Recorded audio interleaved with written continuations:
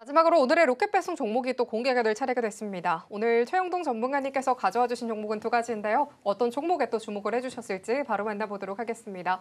전문가님, 예. 계속해서 좀 성장주에 주목을 해보자라고 코멘트 예. 주셨는데요. 오늘 시장 속에서는 어떤 종목에 또 주목을 해주셨을지 궁금합니다. 늘 제가 두 개 준비해 오죠. 네. 시간이 없어가지고 늘 한 개만 얘기해 드릴 것 같아요. 그래서 한 개를 늘 궁금해하시는 것 같은데 혹시라도 제가 방송 시간이 모자라서 한 개를 말씀을 못 드리게 되면 노란토로 들어오세요. 그러면 제가 그 한 종목까지 다 공개를 해드리고 있으니까 많이 참여해 주시기 바라겠습니다. 자, 오늘 로켓 배송 종목입니다.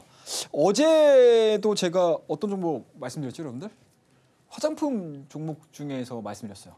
수출 데이터 좀 지켜보자라고 말씀 좀 드리면서 인그루드룹이라는 종목을 말씀드렸는데 오늘 뭐 나쁘지 않았던 것 같아요. 예, 웅글우드랩 한번 볼까요? 제가 지금 뭐라고 쳤냐면 잉글랜드라고 쳤습니다. 참 이게 제 PC가 아니어서 항상 이게 타자가 오타가 나고 있습니다. 보시게 되면 이제 인그루드랩이라는 종목이거든요. 어제 말씀드렸던 종목입니다. 상당히 좀 좋았어요. 오늘 시장의 상승률 대비해서는 그래도 2.23%까지 강한 상승으로 마무리가 됐습니다. 내일 이제 달바, 그죠? 예, 신규 상장이 있는 상황들이어서 이게 같은 섹터 내에 있는 종목군들이 과연 움직일 수 있을까에 대한 고민들을 좀 해보셔야 되지 않을까라고 말씀드리고, 자, 오늘은 로켓 배송 종목 빨리 공개를 하도록 할게요. 자, CS 윈드입니다. CS 윈드 투자 포인트 딱 세 가지로 접고 가도록 하겠습니다. 어제 상당히 좀 강했었죠, 그죠? 오늘 같은 경우 CS 베어링 중심, CS 윈드 중심, 유니슨, 동구 SNC 중심으로 해서 약간은 좀 쉬어가는 그런 모습을 좀 보여줬습니다. 일단은 모멘텀은 딱 세 가지라고 보시면 돼요. 첫 번째 에너지, 그리고 국내 이슈로는 어떻습니까? 신재생이라고 보시면 됩니다. 자, 그리고 국외로 놓고 보게 되면 뭐가 나왔다? 자, 트럼프 행정부가 그동안에 별로 안 좋아했어요, 신재생. 그죠? 그런데 다른 거는 다 지금 막아주고 있고, 아예 다 집어치워! 막 이런 느낌이다라고 하게 되면 유일하게 지금 해상풍력, 뉴욕시입니다, 여러분들. 해상풍력 프로젝트 중단 철회를 했습니다. 그래서 어제 CS 베어링이 엄청나게 급등을 한 거예요.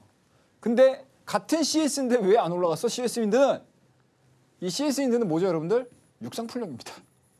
육상풍력이에요. 네. 타워, 윈드 타워.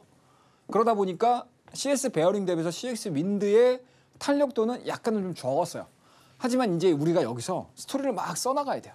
어떤 스토리를 써나가자? 자, 이번 결정으로 통해서 글로벌 풍력 섹터에 대한 투자 심리가 회복 가능성이 상당히 높아지고 있다라고 보시면 좋을 것 같습니다. 특히 어느 쪽에서 미국도 미국이긴 하지만 유럽 쪽 역시도 증가가 되고 있다라고 보시면 좋을 것 같습니다.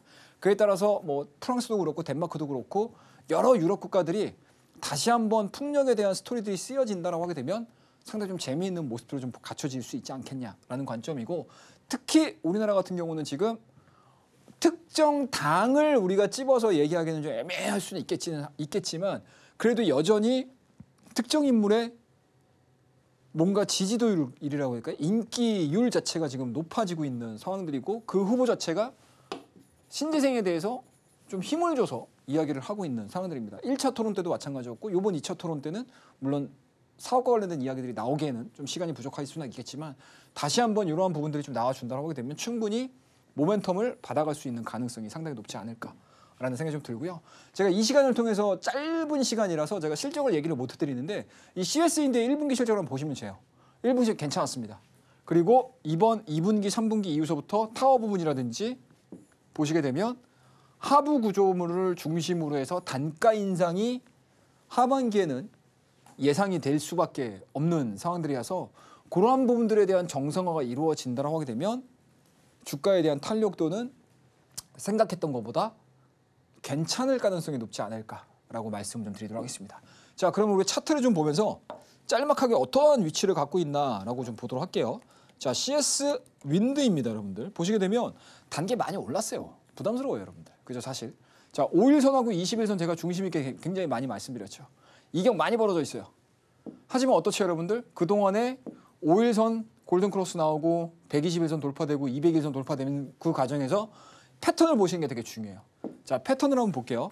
자, 패턴을 짧게 한번 보시게 되면 어떻게 나오냐면, 자, 보자고요. 장대 양봉 하나 둘 셋, 장대 양봉 하나 둘 셋, 자, 그다음 하나 둘 셋.